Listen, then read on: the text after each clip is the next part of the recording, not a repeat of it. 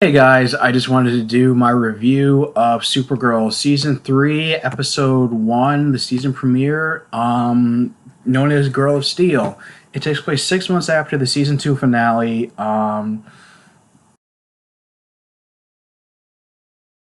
First, sorry, just this one thing. I did actually want to do a reaction video to the episode. It's something I'm going to start trying to do for all the Arrowverse shows from now on. But at the time of recording this video, it's about 3:30 in the morning. I just gotta, I still need to do a review of The Gifted and also just go to sleep. Period. Go to sleep. Um, so Kara, it takes place 6 months after the season 2 finale. This is dream sequence, or just kind of like a daydream sequence in which she's in an open field, making out with Monel, and then Kara sees her mom that who's now being played by Erica Durance instead of Laura Benanti because she had Broadway commitments and she also had a baby. So they recast her with Erica Durance from Smallville. So it was a nice little nod to show that it wasn't just about at least in my opinion, the way I took it, it wasn't just about, losing Monel. It was just about the fact that I guess as Melissa Benoist pointed out at Comic Con that Kara has abandonment issues. She lost her entire home world. She lost a boyfriend, and the fact that her hugging her mom in the field, feeling it just feels like sacrificing Monel was the straw that broke the camel's back, which is why it's like she's kind of severing her ties with humanity and being so cold and distant towards like Jimmy and Win and everybody in her inner circle, and kind of just like diving into her work as Supergirl, or diving into her whole um, superhero identity, which is not too much unlike Oliver and the struggle and something that he was doing in season 3, or at least felt like he had to do it. Like he couldn't fully be his human his civilian identity of Oliver Queen. He had to throw himself into the Arrow, and it also had shades of parallels to the Flash season 2 premiere, in which he had he lost loved ones, and he was kind of closing himself off and alienating himself from his own loved ones. So I don't know. It's not like the most terribly. It's not. I mean, that being said, it's not. It doesn't make the episode feel terribly original, and it's probably the why I feel like just overall this is a pretty like lackluster premiere, and I don't know. It was just kind of very like meh. It didn't really pack a punch. Like I mean, it's hard. It's hard to like. I mean, it's hard to follow up with the season 2 premiere with like Superman and the show being like reinvigorated with this energy that it had that was gonna have on the CW that didn't have on like CBS. But I don't know. I mean, they have these like subplots where I guess like they have James. They give him a subplot where he's running Catco, and he's apparently on the board of direct. Apparently, I guess like on some meeting with Morgan Edge, who's being played by Adrian Pasdar, who played General Talbot on Agents of Shield, and now he's playing Morgan Edge. And he was supposed to be like a crime boss in the comic books and other media like Smallville and Superman the Animated Series, and here they made like a real estate tycoon who you find out he hires a villain named Bloodsport to steal like cloaking technology from a Daxamite ship and use it for a submarine to level this like lower income area just so he can buy out the property and I guess make a profit off of it, which I guess is supposed to be like an homage to Lex Luthor from the 1978 Superman movie. And I liked his performance as he made like a really good villain. He gave a very good performance, but it was just sort of like I mean, I can't say it's like the most like nuanced. And the actor like the actor was clearly having fun with the role, but I can't say it was like the most nuanced villain that the show's had to offer. And he had this whole plot where he's also trying to buy out Catco Media just to create like a propaganda machine and smear L Corp and Lena's reputation because of her unwitting hand of helping with the Daxamite invasion. Um, it'll be interesting to see like how much there's going to be tension between Kara and Lena, considering that Lena, ex, knows that Kara was dating Monel, and she feels guilty for her role in the Daxman invasion, why he had to be sent away.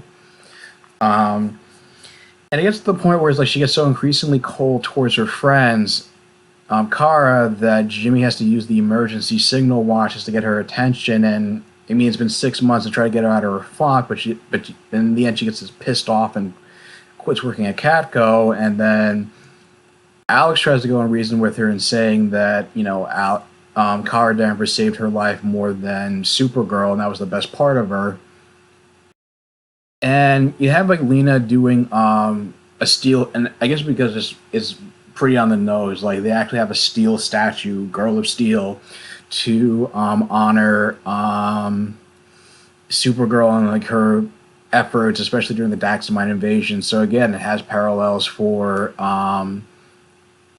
the the Flash season 2 premiere, where it's like he gets commemorated for saving the city at a great personal cost.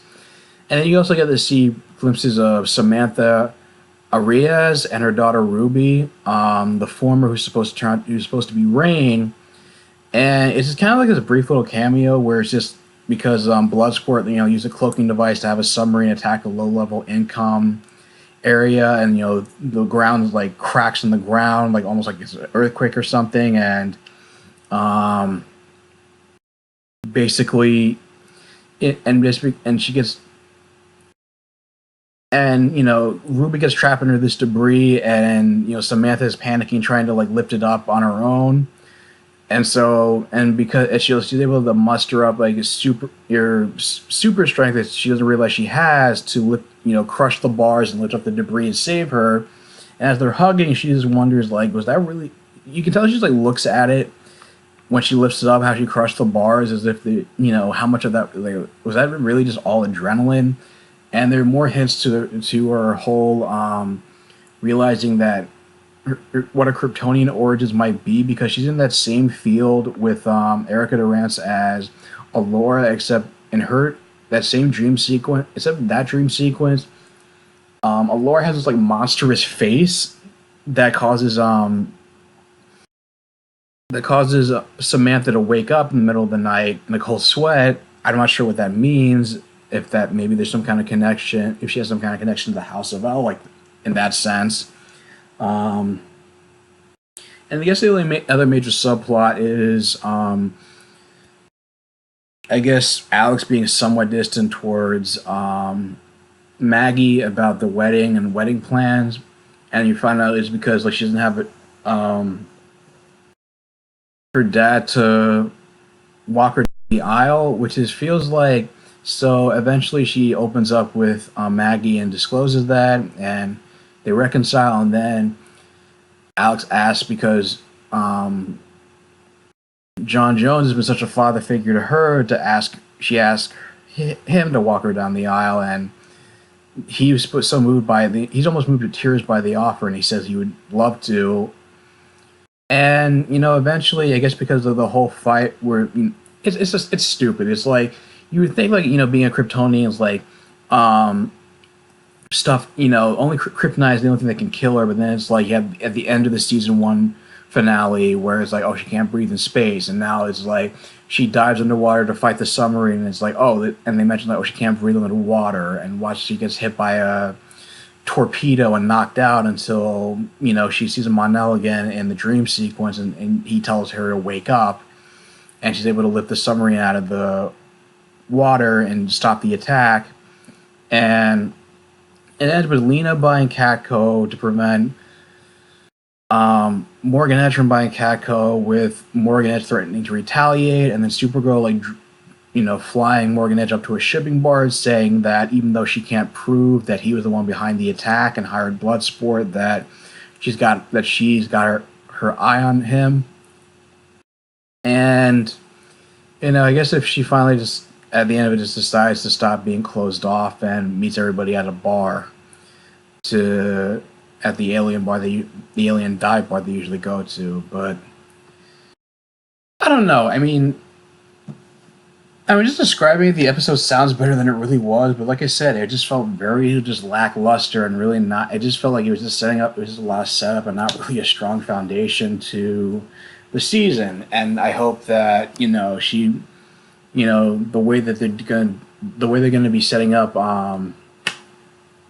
Rain, that she is gonna live up to the hype. She is gonna be one of the more nuanced villains on the show, and that or nuanced big bads, and that hopefully that won't that based on the end of the episode, there's not going to go down the same like dark.